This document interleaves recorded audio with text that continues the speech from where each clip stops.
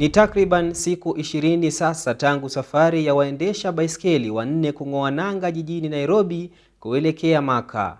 Waendesha baiskeli hao walianza safari yao mnamo tarehe 10 mwezi wa 6 wakitarajia kukamilisha kilomita 3500 kwa siku 45 hadi mji wa Maka.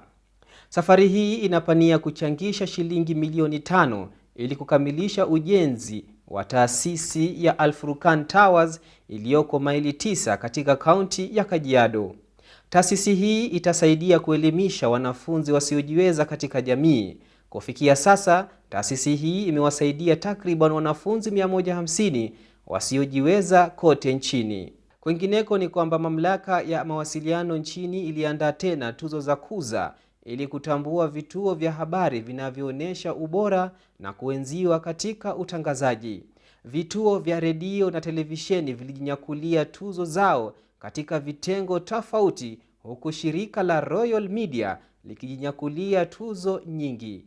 It means a lot, and to our viewers, to our listeners, the huge family of Royal Media Services, whether you're consuming Citizen TV, Citizen Radio, NURU, or all the way to Mulembe.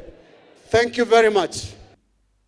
Mashirika mengine ya habari hata hivyo yalijinyakulia angalau tuzo moja katika tamasha hilo.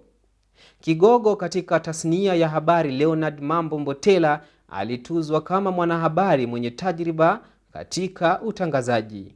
Malengo ya tuzo za kuza ni kusherehekea ubora katika utangazaji nchini Kenya, kutoa shukrani kwa wanaowajibika na kusikilizwa katika utangazaji, kuwezesha wasikilizaji kushiriki na kuhamasisha matumizi ya utangazaji kwa ajili ya maendeleo ya kiuchumi. Hii ni Nuru ya ALHUDA. Jina langu ni Nasri Tendegu.